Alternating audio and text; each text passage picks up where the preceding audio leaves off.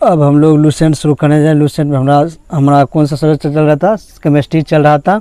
Chemistry का जो second chapter है परमाणु संरचना, आज हम लोग उसी के बारे में पढ़ेंगे। परमाणु तत्व का वह छोटा सा छोटा कण है जो किसी भी रासायनिक अभिक्रिया में भाग ले सकता है परंतु स्वतंत्र अवस्था में नहीं रहता है। परमाणु विद्युतः उदासीन होते हैं। परमाणु क्या होता है? विद्युतः उदासीन। यहाँ 3 क्वेश्चन होते हैं। परमाणु क्या पूछेगा? परमाणु क्या रासायनिक अभिक्रिया में भाग लेता है? तो हाँ, भाग लेता है। क्या परमाणु स्वतंत्र अवस्था में पाया जाता है? नहीं पाया जाता। परमाणु जो स्वतंत्र अवस्था में पाया जाए वो भाग ही नहीं लेगा। जो स्वतंत्र अवस्था में पाया जाता है वो भाग ही नहीं लेता है। जब परमाणु रासायनिक क्रिया में भाग ले ही लेता है तो इसका मतलब स्वतंत्र अवस्था में होने की बात ही नहीं है। परमाणु क्या होता है? और विद्युतः उदासीन होता है। परमाणु क्या होता है? विद्युतः उदासीन होता है। अणु तत्व और यौगिक का वह छोटा सा छोटा कण जो स्वतंत्र अवस्था में रहता है अणु कहलाता है। मतलब अणु जो है रासायनिक अभिक्रिया में भाग नहीं लेता है। जो स्वतंत्र अवस्था में रहेगा वह रासायनिक क्रिया में भाग नहीं लेता है। तो इसका मतलब कि अणु स्वतंत्र अवस्था में जो पाया जाता है वह रासायनिक क्रिया में भाग नहीं लेता है, तो उसी को अणु कहते हैं। मतलब वह छोटा छोटा कण जो स्वतंत्र अवस्था में रहता है जो रासायनिक क्रिया में भाग नहीं लेता है उसे अणु कहेंगे। परमाणु भार, किसी तत्व का परमाणु भार वह संख्याता है जो यह प्रदर्शित करता है कि तत्व का एक परमाणु कार्बन के 12 परमाणु के 1/12वें भाग के द्रव्यमान अथवा हाइड्रोजन के 1.008 भाग के द्रव्यमान से कितना गुना भारी है। मतलब परमाणु द्रव्य की तुलना कार्बन के 12वें भाग से की जाती है, 1/12वें द्रव्यमान से की जाती है, और हाइड्रोजन के 1.008 के द्रव्यमान से तुलना की जाती है। किसी तत्व का यदि हम परमाणु भार ज्ञात करना चाहते हैं, निकालना चाहते हैं, तो उसकी तुलना कार्बन 12 के परमाणु द्रव्यमान के कितने भाग, कौन से भाग का? 1/12वें भाग से तुलना करेंगे, और हाइड्रोजन से यदि कर रहे हैं तो 1.008 से तुलना करेंगे। अणुभार, किसी पदार्थ का अणुभार वह संख्या है जो यह प्रदर्शित करता है कि उस पदार्थ का एक अणु कार्बन 12 के एक परमाणु के 1/12वें भाग से कितना गुना भारी है। तो अणुभार की तुलना हमेशा कार्बन के जो है किसी 12 जो उसके परमाणु द्रव्यमान के 1/12वें भाग से ही किया जाता है। तो परमाणु भार की तुलना हाइड्रोजन से भी कर सकते हैं और कार्बन से भी करते हैं। कार्बन के द्रव्यमान का कौन सा भाग? 1/12वां भाग से किया जाता है, और हाइड्रोजन के द्रव्यमान के कितना? 1.008। लेकिन अणु की भार की तुलना हम सिर्फ कार्बन के द्रव्यमान से ही कर सकते हैं, वो भी कितना? 1/12वां द्रव्यमान से। आधुनिक परमाणु का सिद्धांत का जनक डाल्टन को माना जाता है। आधुनिक परमाणु सिद्धांत का जनक किसने दिया था? लेकिन पूछेगा सबसे पहले परमाणु सिद्धांत किसने दिया? सबसे पहले प्राचीन कनाद ने दिया था। लेकिन आधुनिक परमाणु सिद्धांत पूछेगा तो डाल्टन बोलेंगे। क्या बोलेंगे? डाल्टन के परमाणु सिद्धांत के अनुसार परमाणु यौगिकों की बनाने के लिए लघु पूर्ण संख्याओं के अनुपात में संयोजित होते हैं। डाल्टन के परमाणु सिद्धांत के अनुसार परमाणु यौगिक को बनाने, किसको बनाने के लिए? यौगिक को बनाने के लिए लघु पूर्ण संख्या के अनुपात में क्या होते हैं? संयुक्त, मतलब जुड़ते हैं। मोल धारणा, एक मोल किसी भी निश्चित सूत्र वाले पदार्थ की वह राशि है जिसमें इस पदार्थ की इकाई सूत्र की संख्या उतनी होती है जितनी शुद्ध कार्बन के 12 आइसोटॉप के ठीक 12 ग्राम में परमाणुओं की संख्या होती है। एक मोल किसी भी निश्चित सूत्र वाले पदार्थ की वह राशि है। तो एक मोल वह राशि होता है जिसमें इस पदार्थ की इकाई सूत्र की संख्या उतनी होती है। इकाई सूत्र की संख्या उतनी होती है जितना शुद्ध कार्बन के आइसोटॉप के ठीक 12 ग्राम में परमाणुओं की संख्या होती है। तो एक मोल बराबर कितना लीटर होता है? 22.4 लीटर। 22.4 लीटर तो मतलब 12 कार्बन के 12 ग्राम जो होता है, 12 ग्राम का वैल्यू जो होता है 22.4 लीटर के बराबर होता है। कितना? 22.4 लीटर के बराबर होता है। कितना? 12 ग्राम। उसी को मोल का इकाई मन होता है। मोल का मन होता है 6.022 10⁻23। तो मोल संख्या कितना होता है? 6.022 10⁻23। इसे हम एवोगाड्रो संख्या भी बोलते हैं। अब 12 ग्राम या एक मोल, 12 ग्राम को हम बोले ना, तो 12 ग्राम को एक मोल पूछेंगे। 12 ग्राम को क्या बोलेंगे? एक मोल बोलेंगे। 12 ग्राम को एक मोल। एक मोल मतलब में कितना संख्या परमाणु होता है? एक मोल में कितना परमाणु होता है? 6.022 10⁻23 परमाणु होता है। तो 12 ग्राम को एक मोल बोला जाता है। एक मोल में कितना परमाणु होता है? 6.022 10⁻23 परमाणु होता है। और 6.022 10⁻23 को ही एवोगाड्रो संख्या भी कहते हैं। एवोगाड्रो संख्या भी कहते हैं। और एक मोल एक निश्चित तापमान पर एक मोल गैस का आयतन कितना होता है? 22.4 लीटर। 22.4 लीटर। तो 22.4 आयतन पूछेगा तो 22.4 परमाणु पूछेगा तो 6.0222 गुना 10 पर पावर 23। एवोगाड्रो संख्या भी पूछेगा तो 6.022 गुना 10 पर पावर 23 बोलेंगे। मोल संख्या एवं दोनों का प्रति सन 1967 में मोल की इकाई के रूप में स्वीकार किया गया था। मोल को इकाई के रूप में कब स्वीकार किया? 1967 में। 20वीं शताब्दी में आधुनिक खोजों के परिणाम के स्वरूप जे थॉमसन, रदरफोर्ड, चैडविक आदि वैज्ञानिकों ने यह सिद्ध कर दिया गया कि परमाणु भी विभाज्य हैं तथा मुख्यतः 3 मूल कणों से मिलकर बना है, जैसे इलेक्ट्रॉन, प्रोटॉन और न्यूट्रॉन। तो डाल्टन के परमाणु सिद्धांत के अनुसार क्या था? किसने कहा था परमाणु अविभाज्य है? डाल्टन के अनुसार मतलब परमाणु वह सूक्ष्मतम कण है जिसे हम विभाजित नहीं कर सकते हैं, डाल्टन के अनुसार। लेकिन आधुनिक जो बाद में आए, जे थॉमसन आए, चैडविक आए, रदरफोर्ड आए, ये सब अपने प्रयोगों के द्वारा ये सत्यापित कर दिया कि परमाणु नहीं, परमाणु को भी छोटे छोटे कणों में विभाजित किया जा सकता। उन कणों को ही आज हम लोग इलेक्ट्रॉन, प्रोटॉन और न्यूट्रॉन के रूप में जानते हैं। तो पूछेगा परमाणु के 3 मौलिक कौन कौन से हैं? इलेक्ट्रॉन, प्रोटॉन और न्यूट्रॉन। अब देखो इलेक्ट्रॉन की खोज किसने किया था? जे थॉमसन ने किया था। इलेक्ट्रॉन की खोज किसने किया था? जे थॉमसन ने किया था। इलेक्ट्रॉन पर इकाई ऋण आवेश होता है, इकाई ऋण आवेश होता है और इकाई ऋण आवेश होता है। और इलेक्ट्रॉन पर द्रव्यमान कितना होता है? इलेक्ट्रॉन का द्रव्यमान कितना होता है? 9.1095 3 अंक तक 9.109 गुना 10 पर पावर माइनस 28 ग्राम होता है। कितना होता है? इलेक्ट्रॉन का द्रव्यमान कितना होता है? 9.105 गुना 10 पर पावर माइनस 28 ग्राम होता है। और इस पर आवेश कितना होता है? इलेक्ट्रॉन पर आवेश कितना होता है? 6.67 गुना 10 पर पावर माइनस 19 कूलम आवेश होता है, 19 कूलम ऋण आवेश होता है। प्रोटॉन पर इकाई धन आवेश होता है। प्रोटॉन पर क्या होता है? इकाई धन आवेश होता है। और इसका जो द्रव्यमान होता है, प्रोटॉन का द्रव्यमान कितना होता है? 1.672 गुना 10 पर पावर माइनस 24 ग्राम। प्रोटॉन का द्रव्यमान कितना होता है? 1.672 गुना 10 पर पावर माइनस 24 ग्राम होता है। और इस पर जो आवेश होता है कितना होता है? वही होता है 1.67 गुना 10 पर पावर माइनस 19 धन आवेश होता है। क्या होता है? धन आवेश रहता है इस पर। और प्रोटॉन की खोज किसने किया था? गोल्डस्टीन ने। प्रोटॉन की खोज किसने किया था? गोल्डस्टीन ने किया। और न्यूट्रॉन की खोज किसने किया था? चैडविक ने किया। न्यूट्रॉन की खोज चैडविक ने किया था। यह एक उदासीन कण है। इसका द्रव्यमान 1.674 गुना 10 पर पावर माइनस 24 ग्राम होता है। प्रोटॉन के द्रव्यमान के लगभग बराबर होता है। परमाणु को उदासीन क्यों कहा जाता है? क्योंकि परमाणु में क्या पाया जाता है? इलेक्ट्रॉन, प्रोटॉन और न्यूट्रॉन पाए जाते हैं। तो न्यूट्रॉन पहले से ही उदासीन रहते हैं और इलेक्ट्रॉन पे एक आवेश ऋण आवेशित होते हैं और प्रोटॉन पे इकाई धन आवेश होता है, जिसके कारण क्या होता है? दोनों उदासीन हो जाते हैं। यही कारण है कि परमाणु उदासीन होता है। परमाणु का उदासीन होने का कारण यही है कि उसमें इकाई धन आवेश होता है, जितना धन आवेश होता है उतना ही ऋण आवेश होता है। दोनों मिलकर क्या होता है? उदासीन कर देते हैं।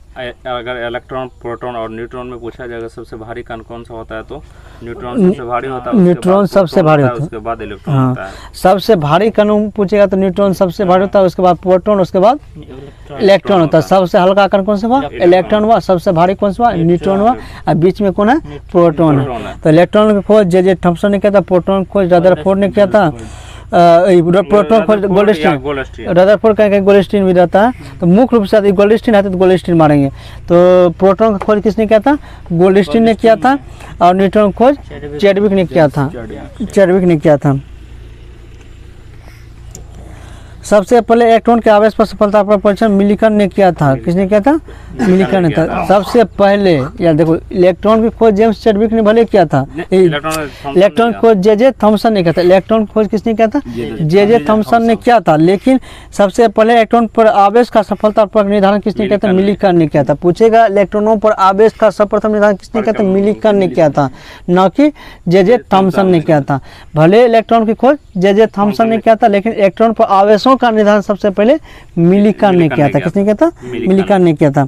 इलेक्ट्रॉन की तरंग प्रकृति खोज डी ब्रोगली ने किया था। इलेक्ट्रॉन की तरंग गति खोज डी ब्रोगली ने किया था। और प्रोटॉन की खोज एंडरसन ने किया था। और प्रोटॉन को इलेक्ट्रॉन का एंटी पार्टिकल भी कहा जाता है, क्योंकि इसमें भी इकाई धन आवेश होता है। और प्रोटॉन की खोज किसने किया था? एंडरसन ने किया था। भारतीय वैज्ञानिक सत्येंद्र नाथ बसु के नाम पर विशिष्ट मूलकण का नाम बोसॉन रखा है। तो बोसॉन जो है भारतीय वैज्ञानिक सत्येंद्र नाथ बसु के नाम पर एक विशिष्ट कण है बोसॉन, किसके नाम पर रखा गया है? सत्येंद्र नाथ बसु के नाम पर बोसोन रखा गया है।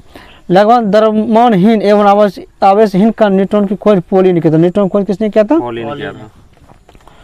न्यूट्रॉनो खोज न्यूट्रॉन की खोज चेडविक ने किया था। न्यूट्रॉनो खोज किसने किया था? न्यूट्रिनो की खोज किसने किया था? पॉली ने किया था। यह क्या आवेशहीन है, यह द्रव्यमान, मतलब न इसमें द्रव्यमान है न ही इसमें आवेश है। 1930 में किया था, प्रचक्रण में होता। तो याद रखना। इलेक्ट्रॉन की खोज जे थॉमसन ने किया था, लेकिन इलेक्ट्रॉन पर आवेशों का निर्धारण मिलिकर ने किया था। इलेक्ट्रॉन पर आवेशों का निर्धारण मिलिकर ने किया था। प्रोटॉन की खोज किसने किया था? गोल्डस्टीन ने किया था। प्रोटॉन की खोज किसने किया था? गोल्डस्टीन ने। कहीं कहीं रदरफोर्ड भी रहता है। और न्यूट्रॉन की खोज किसने किया था? चेडविक ने। न्यूट्रॉन की खोज किसने किया था? चेडविक। यह उदासीन कण है। और लेकिन न्यूट्रॉनों की खोज पूछेगा, न्यूट्रॉनों की खोज पॉली ने किया था।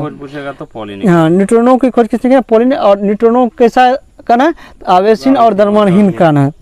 और पॉजिट्रॉन की खोज किसने किया? एडरसन ने किया था। पॉजिट्रॉन का खोज एडरसन ने किया था। और एडरसन और जो पॉजिट्रॉन क्या था, इस पर धनावेश होता है, इकाई धनावेश था। जो इलेक्ट्रॉन का क्या है, इसे एंटी पार्टिकल भी बोला जाता है।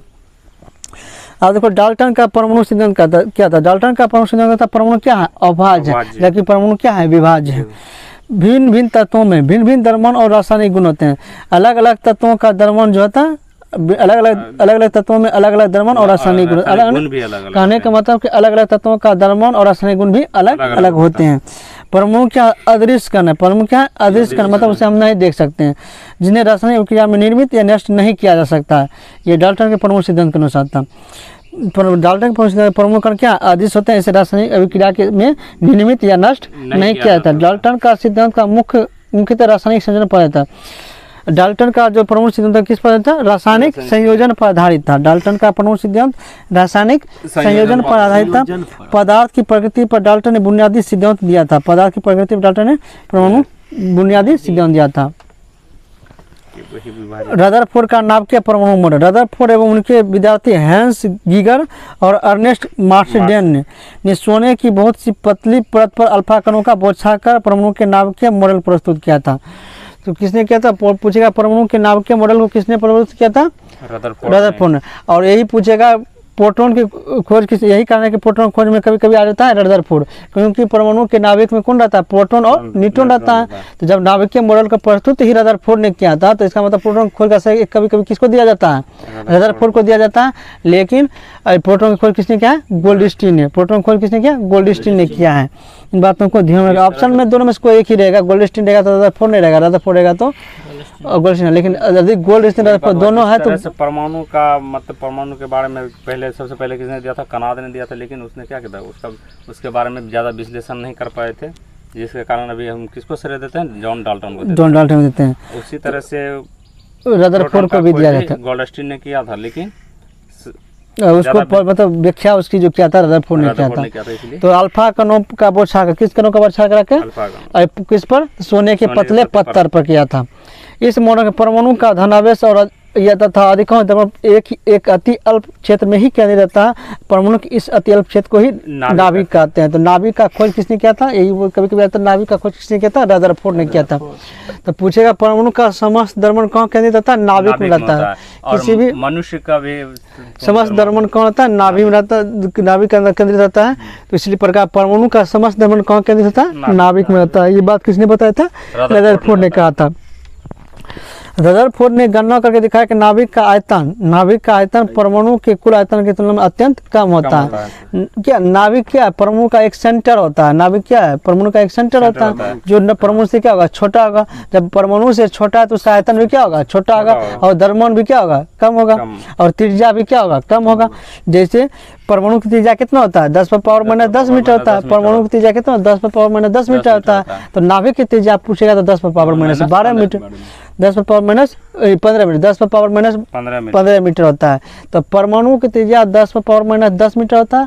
जबकि नाभिक की त्रिज्या पूछेगा तो 10⁻⁻15 मीटर, 10⁻⁻15 मीटर होता है। तो पूछे परमाणु और नाभिक में किसकी त्रिज्या अधिक होती है? तो परमाणु की त्रिज्या अधिक होती है, नाभिक की त्रिज्या कम होती है, क्योंकि 10⁻⁻12 क्या बड़ा है? किससे? 10⁻⁻15 से। नाभिक के चारों इलेक्ट्रॉन वृत्ताकार पथ पर चक्कर लगाते रहते, जिन्हें कक्षा कहते हैं। ये बात भी किसने बताया था? रदरफोर्ड ने बताया कि इलेक्ट्रॉन जो है, जो देखो परमाणु के 3 मौलिक कण होते हैं, इलेक्ट्रॉन, प्रोटॉन, न्यूट्रॉन। प्रोटॉन के बारे में तो बता दिया कि ये नाभिक के अंदर रहता है, नाभिक में स्थित होता है। और इलेक्ट्रॉन क्या करते हैं, नाभिक के चारों ओर क्या करते हैं, चक्कर लगाते रहते हैं। आप एक निश्चित कक्षा में चक्कर लगाते रहते हैं। इलेक्ट्रॉन और नाभिक आपस में आकर्षण के लिए स्थिर विद्युत बलों के द्वारा बंधे होते हैं। इलेक्ट्रॉन, क्योंकि इलेक्ट्रॉन पर क्या होता है, ऋण आवेश होता है, प्रोटॉन पर क्या होता है, धन आवेश। ये दोनों एक दूसरे को बंधे रहते हैं, मतलब आकर्षित करते रहते हैं स्थिर विद्युत बलों के कारण। किस बलों के कारण, स्थिर विद्युत बलों का। और सबसे मजबूत बल कौन सा है, स्थिर विद्युत बल ही सबसे मजबूत बल है। रदरफोर्ड के मॉडल का दोष क्या था, रदरफोर्ड परमाणु मॉडल की किसी परमाणु के अस्तित्व की व्याख्या नहीं करता है। रदरफोर्ड के परमाणु मॉडल किसी परमाणु के अस्तित्व की व्याख्या नहीं करता है, ये इसका पहला दोष हुआ। ये मॉडल इलेक्ट्रॉनिक संरचना के बारे में कुछ भी वर्णन नहीं करता है। किसका मॉडल, रदरफोर्ड का परमाणु मॉडल जो है इलेक्ट्रॉनिक संरचना के बारे में कोई भी वर्णन नहीं करता होता। इससे यह पता नहीं चलता कि इलेक्ट्रॉन नाभिक के चारों ओर किस प्रकार विद्यमान है और उनकी ऊर्जा क्या है, इनके बारे में पता नहीं चल पाता। लेकिन सिर्फ यह बताया था इलेक्ट्रॉन जो है नाभिक के चारों ओर चक्कर लगाते हैं, जो अपनी कक्षा में चक्कर लगाते हैं, यह बात रदरफोर्ड ने बताया था। लेकिन इन्हें इलेक्ट्रॉनिक संरचना के बारे में क्लियर नहीं किया था कि इलेक्ट्रॉन किस प्रकार स्थित होते हैं और उनकी ऊर्जा क्या है, उनकी ऊर्जा क्या है, किस पथ पर चक्कर लगाते हैं। तो यह निश्चित नहीं कर पाया था। ये दो मुख्य दोष हुआ। तो रदरफोर्ड के परमाणु मॉडल का दो मुख्य दोष कौन सा है, पहला परमाणु के अस्तित्व की व्याख्या नहीं किया, परमाणु के अस्तित्व की व्याख्या नहीं किया, पहला दोष यही था। और इलेक्ट्रॉनिक संरचना के बारे में भी व्याख्या नहीं किए, ये दूसरा दोष हुआ। अब परमाणु क्रमांक, किसी तत्व के परमाणु के नाभिक में उपस्थित प्रोटॉन की संख्या को ही परमाणु की संख्या कहा जाता है।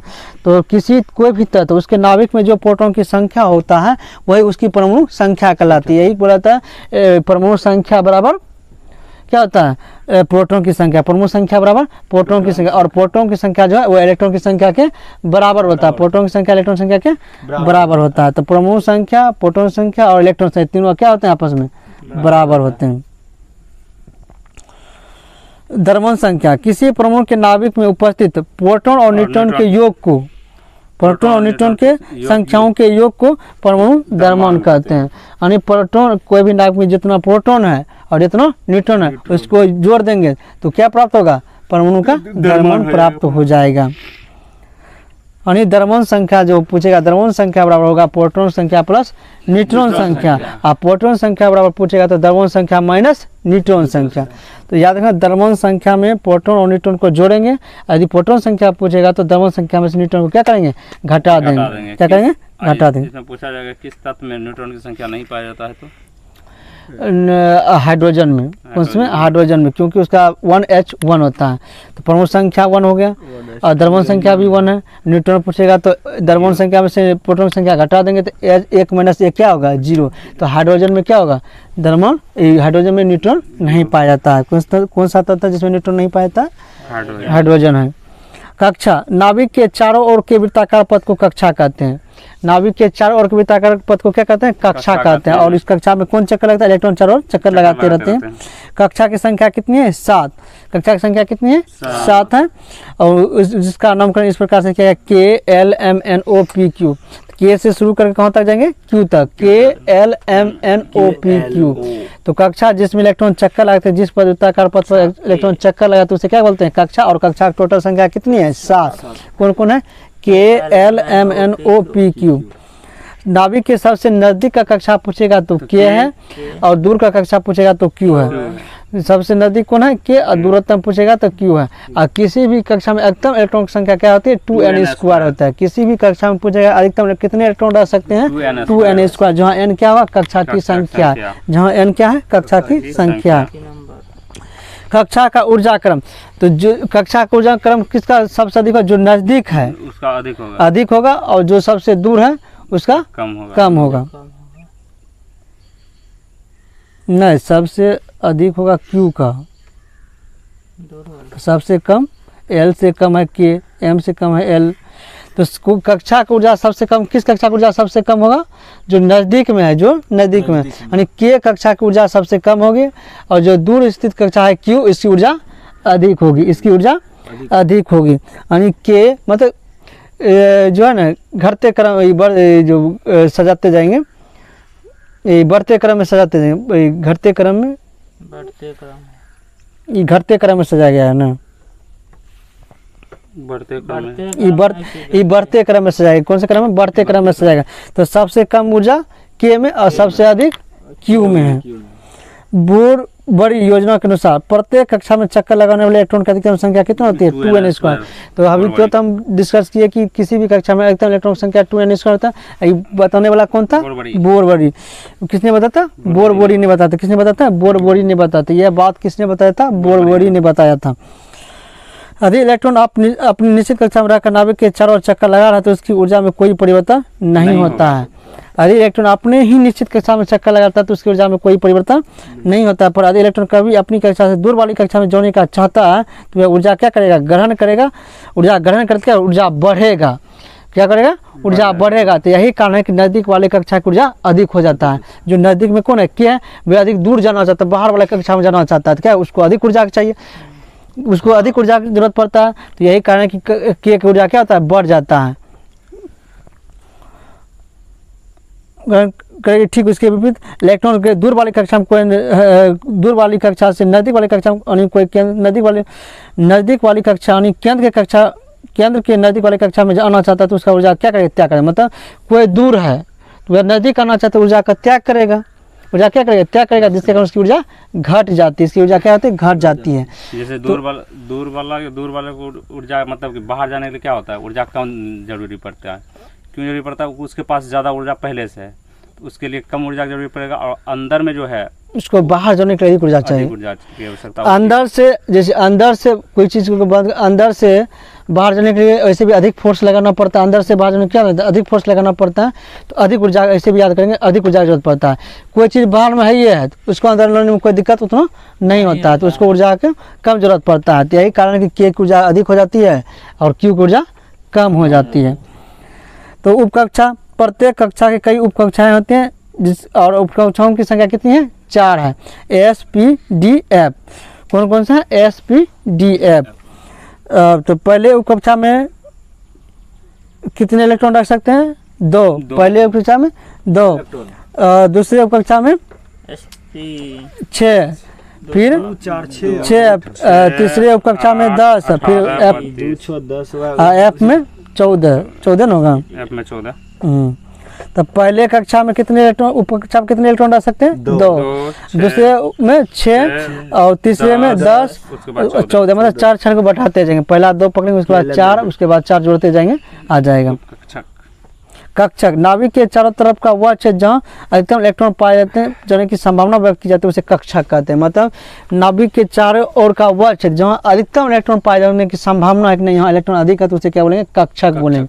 क्या बोलेंगे? कक्षक बोलेंगे। प्रत्येक कक्षा और उपकक्षा में कक्षकों की अधिकतम संख्या निश्चित होती है और प्रत्येक कक्षा या उपकक्षा में उपस्थित अधिकतम इलेक्ट्रॉन का आधा होता है। क्या होता है? आधा होता है। प्रत्येक कक्षा या उपकक्षा में उपस्थित अधिकतम इलेक्ट्रॉन का आधा होता है। क्या? कक्षक संख्या। प्रत्येक कक्षा और उपकक्षा में कक्षकों की संख्या निश्चित होती है। क्या होती है? निश्चित होती है। कक्षा और उपकक्षा में कक्षकों की संख्या क्या होती है? निश्चित होती है, अधिकतम होती है। अधिकतम संख्या निश्चित होती है, जो प्रत्येक कक्षा उपकक्षा में उपस्थित इलेक्ट्रॉन संख्या का क्या होता है? आधा होता है। मतलब इलेक्ट्रॉन संख्या का आधा होता है कक्षक संख्या। अब क्वांटम संख्या, स्पेक्ट्रम रेखाओं के सूक्ष्म प्रकृति समझाने और तथा इलेक्ट्रॉन की ठीक ठीक स्थिति का वर्णन करने हेतु 4 क्वांटम संख्याओं का प्रयोग किया जाता है। मतलब इलेक्ट्रॉन की ठीक ठीक स्थिति और उसकी प्रकृति को समझने के लिए कौन सा संख्या का प्रयोग किया जाता है? क्वांटम संख्या। क्वेश्चन पूछा जाता है इलेक्ट्रॉन की ठीक ठीक स्थिति, सही पोजीशन और उसके प्रकृति को सही रूप से समझने के लिए किस संख्या का प्रयोग किया जाता है? क्वांटम संख्या का उपयोग किया जाता है। मुख्य क्वांटम संख्या यह एक धनात्मक पूर्णांक होते हैं। मुख्य क्वांटम संख्या क्या होता है? एक धनात्मक पूर्णांक होता है। इसका मान 1, 2, 3 से लेकर होता है और प्राकृतिक संख्या होता है। n का मान बढ़ने से अनुमत कक्षाओं की संख्या बढ़ती है, इसे n² द्वारा दिया जाता है। यह इलेक्ट्रॉन के मुख्य ऊर्जा स्तर को प्रदर्शित करता है। n बढ़ने से कक्षा की ऊर्जा क्या होगी? बढ़ेगी। n बढ़ने से कक्षा की ऊर्जा संख्या क्या होगी? बढ़ेगी। अब है द्विगंशी क्वांटम संख्या। यह इसे एल से सूचित किया जाता है। यह इलेक्ट्रॉन कक्षा की त्रिविमीय आकृति को प्रदर्शित करता है। यदि हम इलेक्ट्रॉन के त्रिविमीय आकृति को प्रदर्शित करना चाहते हैं तो कौन प्रकार का क्वांटम संख्या का उपयोग करेंगे? द्विघांसी क्वांटम संख्या का प्रयोग करेंगे। लेकिन इलेक्ट्रॉन की सही स्थिति उनके प्रकृति को यदि समझने का प्रयास करेंगे तो क्वांटम संख्या के रूप में एन का प्रयोग करेंगे। और यदि हम इलेक्ट्रॉन के कक्षा की त्रिविमीय आकृति को समझने का प्रयास करेंगे तो द्विघांसी क्वांटम संख्या एल का प्रयोग करेंगे।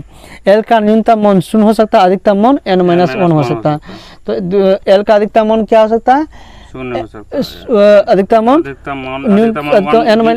n-1 होगा और न्यूनतम मान 0 होगा। अब है चुंबकीय क्वांटम संख्या। यह उप ऊर्जा स्तरों के कक्षकों को प्रदर्शित करता है। उप ऊर्जा के स्तरों के कक्षकों की संख्या प्रदर्शित करता कौन? चुंबकीय क्वांटम संख्या। m का मान l के मान पर निर्भर करता है। किसी l के लिए m का मान l से लेकर -1l तक हो सकते हैं और शून्य रहित होता है। तो याद रखें मुख्य क्वांटम संख्या का प्रयोग हम करेंगे यदि पहले इलेक्ट्रॉन की ठीक स्थिति और प्रकृति को समझने के लिए क्वांटम संख्या का उपयोग करता है। क्वांटम संख्या मुख्यतः 4 प्रकार का होता है। मुख्य क्वांटम संख्या, द्विघांसी क्वांटम संख्या और चुंबकीय क्वांटम संख्या और एक चक्रण क्वांटम संख्या।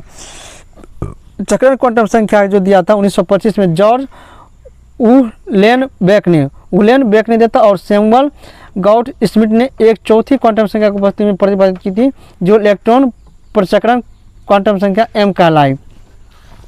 इलेक्ट्रॉन के चक्रण की दिशा को प्रदर्शित करता है। यह इलेक्ट्रॉन के चक्रण की दिशा को प्रदर्शित करता है। किसी चुंबकीय क्वांटम संख्या m के लिए चक्रण क्वांटम संख्या s का मान +½ से लेकर -½ के बीच होता है। तो इससे क्वेश्चन जो पूछा जाता है वो एक बार उसका डिस्कशन कर लेते हैं। तो पहला बात है कि इलेक्ट्रॉन की सही स्थिति और उसके सूक्ष्म प्रकृति को समझने के लिए किसका प्रयोग किया था? क्वांटम संख्या का प्रयोग किया था। इलेक्ट्रॉन के सूक्ष्म प्रकृति और इलेक्ट्रॉन की ठीक स्थिति को जानने के लिए क्वांटम संख्या का प्रयोग किया था। क्वांटम संख्याएं 4 प्रकार की होती है। क्वांटम संख्या कितने प्रकार की होती है? 4 प्रकार की। मुख्य क्वांटम संख्या, द्विघांसी क्वांटम संख्या और चुंबकीय क्वांटम संख्या और चक्रण क्वांटम संख्या। मुख्य क्वांटम संख्या का मान क्या होता है? धनात्मक होता है। मुख्य क्वांटम संख्या का मान क्या होता है? धनात्मक होता है। यह जो है इलेक्ट्रॉन के मुख्य ऊर्जा स्तर को प्रदर्शित करता है। इलेक्ट्रॉन के मुख्य ऊर्जा को प्रदर्शित करता है क्या? मुख्य क्वांटम संख्या। n का मान बढ़ने से कक्षा की ऊर्जा बढ़ती है। क्या होती है? बढ़ती है। क्या है? द्विघांसी क्वांटम संख्या। यह इलेक्ट्रॉन के त्रिविमीय आकृति को प्रदर्शित करता है।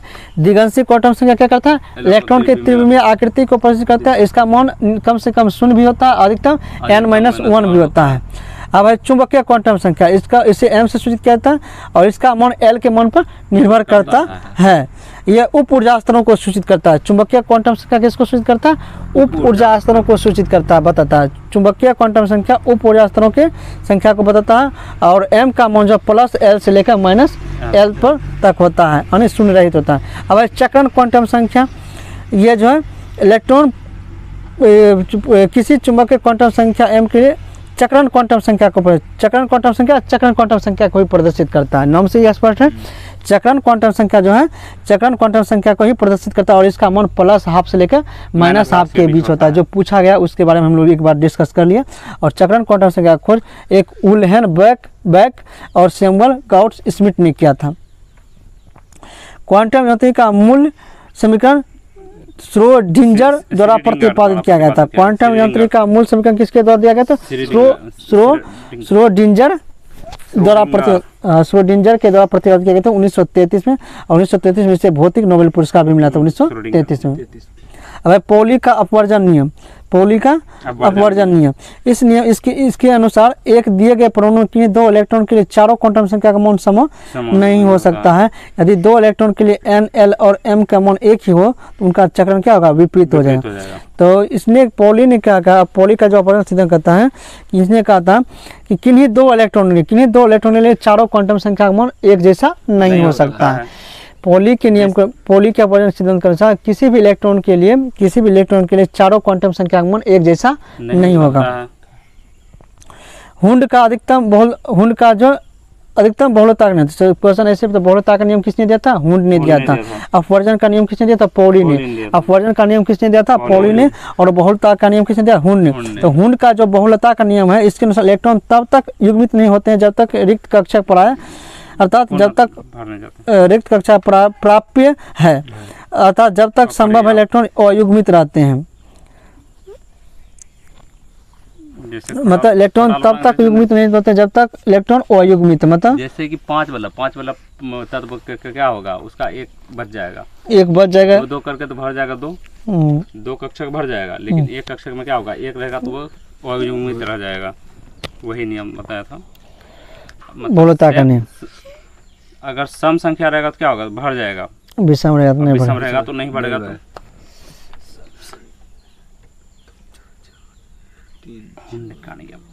मतलब इलेक्ट्रॉन जब तक समानता अयुग्मित रहते हैं, अयुग्मित रहते हैं। हाइजेनबर्ग का अनिश्चितता का सिद्धांत सबसे पहले किसने दिया था, हाइजेनबर्ग। अनिश्चितता का सिद्धांत किसने दिया, युग्मित हो जाता है हाइजेनबर्ग। इसके अनुसार किसी कण की स्थिति और वेग एक साथ यथार्थ निर्धारण करना असंभव है। तो हाइजेन का जो अनिश्चितता का सिद्धांत था, हाइजेनबर्ग का जो अनिश्चितता का सिद्धांत का, इसने कहा किसी भी कण का स्थिति और वेग एक साथ हम निर्धारण नहीं कर सकते। किसी भी कण का वेग और स्थिति दोनों एक साथ निर्धारण नहीं, क्योंकि वेग रहेगा तो कण स्थिर तो रहेगा नहीं, स्थिर है तो कण में वेग नहीं होगा। इसीलिए बोला जाता है हाइजेन का अनिश्चितता का सिद्धांत। अफवाहों का नियम, इस नियम के द्वारा तत्वों के इलेक्ट्रॉनिक विन्यास लिखने के लिए विभिन्न प्रकार परमाणु कक्षकों का ऊर्जा बढ़ाने का क्रम इस प्रकार है।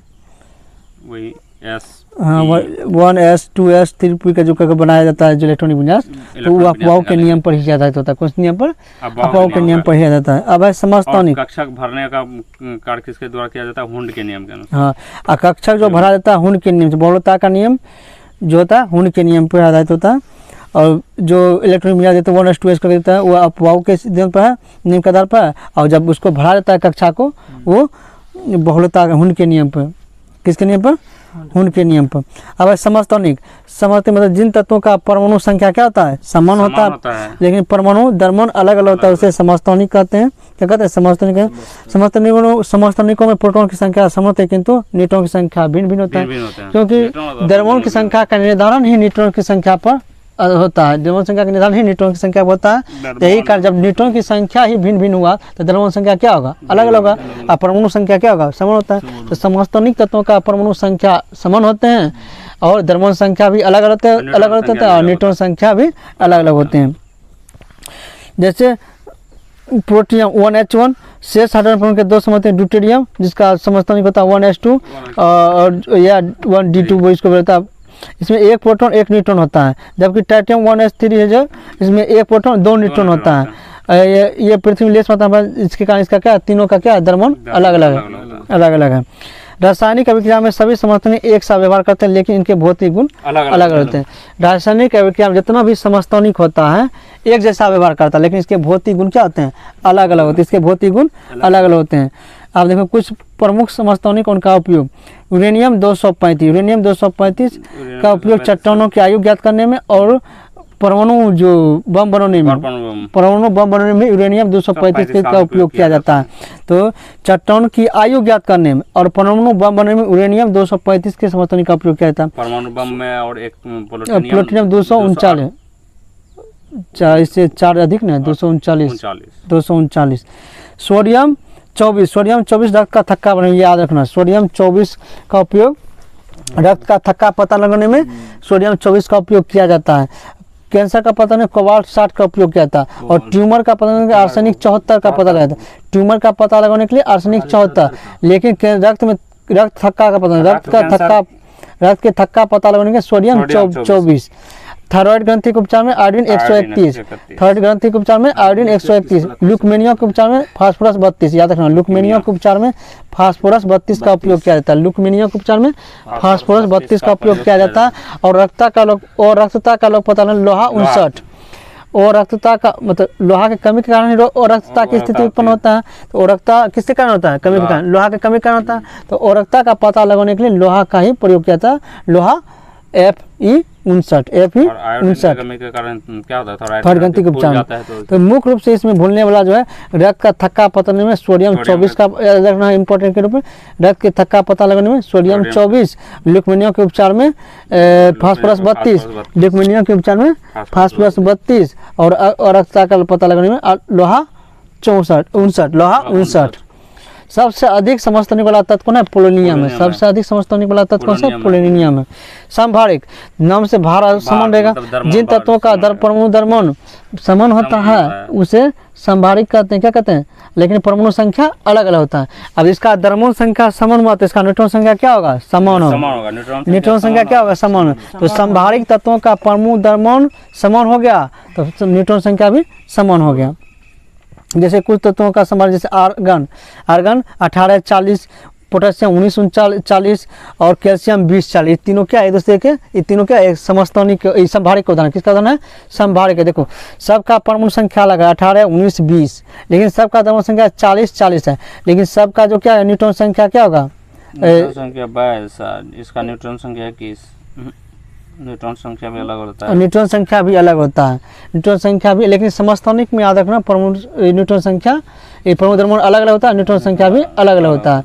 और समभारिक में परमाणु द्रव्यमान समान होता है, परमाणु संख्या अलग अलग होता है और न्यूट्रॉन संख्या भी अलग अलग होता है। न्यूट्रॉन संख्या भी अलग अलग होते हैं। सम न्यूट्रॉनिक, जिन परमाणुओं में न्यूट्रॉनों की संख्या समान होगा, न्यूट्रॉन की संख्या यदि समान है सम न्यूट्रॉनिक कहेंगे। जैसे 1s3 और He2He4 2He4। तो हीलियम में और हाइड्रोजन हाइड्रोजन का जो समस्थानिक है प्रोटियम, ट्राइटियम ने, हाँ ट्राइटियम। हाइड्रोजन का जो समस्थानिक 1s3 और हीलियम का जो एक नाभिक होता है He2He4 इसमें न्यूट्रॉन की संख्या क्या है? समान है। तो ये दोनों क्या है? एक दूसरे के सम न्यूट्रॉनिक है। सम इलेक्ट्रॉनिक, इसमें इलेक्ट्रॉन की संख्या समान होगा। जैसे sodium neon sodium plus, magnesium plus और एल्युमिनियम ट्रिपल+, ये सब क्या? सम इलेक्ट्रॉनिक है। अब कल अगला जो चैप्टर है केमिस्ट्री का, गैस का आचरण, उसके बारे में कर, छोटा सा चैप्टर है।